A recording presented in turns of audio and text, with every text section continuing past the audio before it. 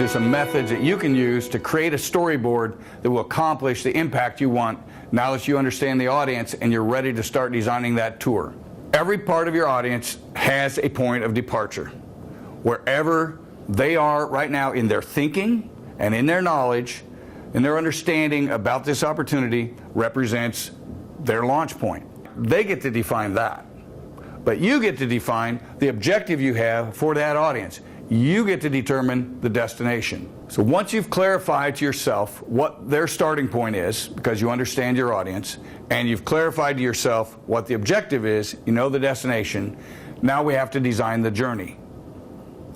The journey consists of answering the questions that that particular audience would ask as they make up their mind of whether they want to go on with you. And the trick is answering them in the right order. If we go back to our little homey example, and you're talking to the husband about whether or not he can hit golf balls off the deck before he knows how much it costs, he's not going to be listening. And that's a problem you can have in a business presentation, that you may be talking about the set of things that you have to talk about, but if you talk about them in the wrong order, your audience is ignoring you, thinking about the issue they really want the answer to, and then when you finally give them that answer, 3 answers later, they sort of wake up and say, "What was that you were saying about golf balls? I missed that." That's not what you want. So there's a trick. It's not just getting the right content, it's getting it in the order that the person would be looking for it. So answer their most pressing issue first and go from there. To get this to work well, we have to be a little bit more definitive about what this departure point and the arrival point look like. Let's start with the destination first. Complete this sentence. At the end of this presentation, my audience will take this action. Fill in the blank. Because they believe this to be true. That adequately defines your destination. And by the way, there's really only 2 possible outcomes, an action or a belief. And I already kind of gave away a secret that no action will happen unless it's motivated by a belief. So every presentation has a goal for that audience to believe something. That gives you a pretty clear target point to say, what do I have to convince that guy is true in the time that I have?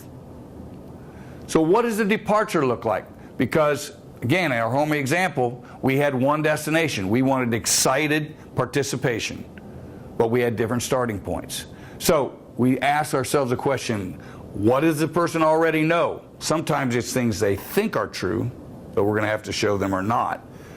What do they need to know in order to be comfortable to move forward with this kind of a decision? And what do they care about? What are those emotional ties and just commitments and passions that matter to that person? If it's a CFO, they care about numbers. If that's who you're talking to, you better be really good with the numbers. Pretty straightforward stuff. So then what we do to structure the journey is also has a couple of tricks in it. The general case, you want to start with that belief that's in your destination and basically make the statement that that is true. We want to declare it to be true. The thing we want them to believe, we declare it to be true. Now here's what happens. When I say you're going to make this amount of money by joining this venture at this time in this way, what that is going to do is make that audience member think of all the reasons why that might not be true. You're going to provoke their mind, focus their mind on what they think about that. So what does that do for you? It dials up every question that you were just getting ready to answer. So instead of thinking about their Facebook page, they're now thinking about the claim you just made that's got their attention. And so that sets you up to answer those questions and have them actually be listening.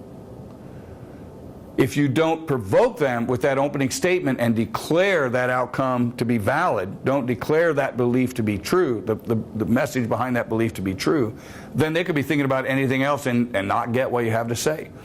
Then you just march through the body of your presentation in the order that you think they're going to think of those issues, answer them the way you think is going to be convincing for them, not for the big sister, right? And then when you close, you are basically saying, Now that you agree with me that this is true, what are we going to do about it? You give the implication and the call to action. And as a general structure, every compelling story that you ever want to tell can follow that format.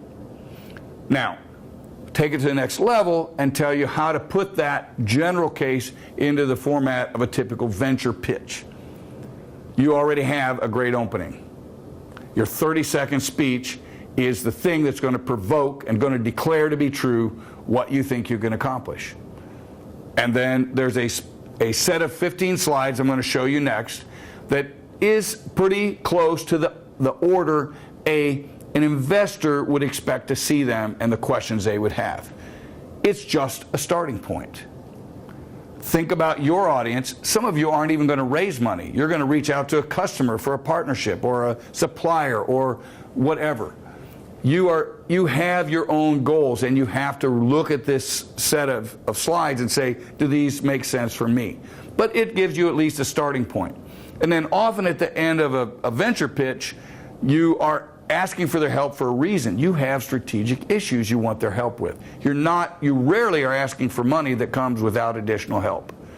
And you don't want to be the last person in the room to admit that there's still some issues to manage, so we usually close with that closing. So let's look at that basic structure that's designed to do this. We're going to lay out the problem. We're going to look at the technology and the products that are going to solve that problem. Who are the customers and the markets? What's the competition? How are our operations going to be organized? What are the alliances we need to execute on that? What is our management team that's going to help us lead that? What's the financial results? Summarize it, lay out my strategic issues, and that's a pretty crisp flow of topics that will normally get the job done as a starting point. Free to be modified. Each of those slides had a funny line across it. Here's how you dig into every one of those slides, because each of them has to accomplish a specific purpose. So in the same way that we said, when this presentation is over, my audience will believe this is true, that overall assertion has a bunch of subpoints. That's why you have all these sections in your presentation, is you have something you have to prove is true about that topic. So we don't just put up a slide that says, marketing, here's all the information I have about my marketing plan.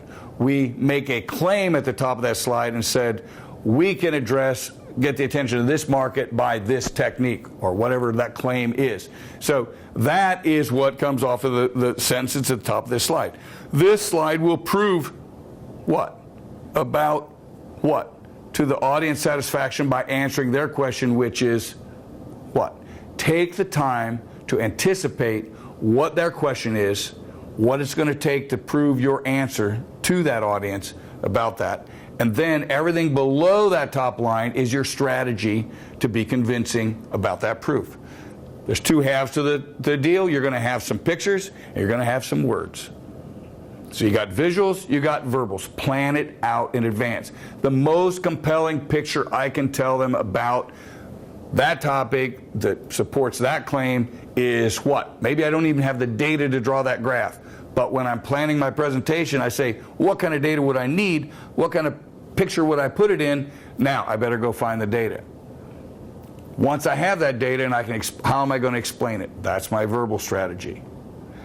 So the last part on the bottom of this template that I encourage people to use is, once you sit down and try and do that, you're going to say, oh, I don't have everything I need. I better go find out something. Well, write it down. Make a research plan of what's going to take for you to complete that slide and have data that you know. What you might have to do is draw a graph that says, here's what I think the data are going to show, and here's how I'm going to explain it if they do. But then go do the research, come back, put the real data in, and then you know whether your explanation works. This template, used over and over again, will build you that storyboard, and it will get your audience where they need to go. The last trick of story building that I will give you is this: don't do this in PowerPoint. Take out sheets of paper and scribble on them. There's two reasons.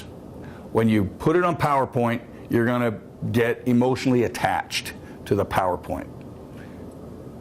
in two ways. One, the way you drew the picture, and two, the place it lands in that presentation. What's a much better technique, much more efficient way to build an effective storyboard is to get a long table, put your slides, pieces of paper in order on that table, walk from one end to the other, and just read the story back to yourself. And what will invariably happen is you'll come to a point where it says, how do I get from here to here? That's not really working. It kind of feels like I should have already talked about this. Oh, well, let's pick this piece of paper up. Let's go put it over here. Now, go back to the beginning, try again. And you will be amazed how quickly you can get a flowing story out of the same information where you know everything you need to know already. It's not a matter of going away and doing a whole bunch of more research. It's a matter of making the logic of that story flow. And your own ears are one of the best tools to pick that up. Next time, we're going to give you some tips on delivery, because even the best storyboard will not be effective if you mess it up by the way you talk to people.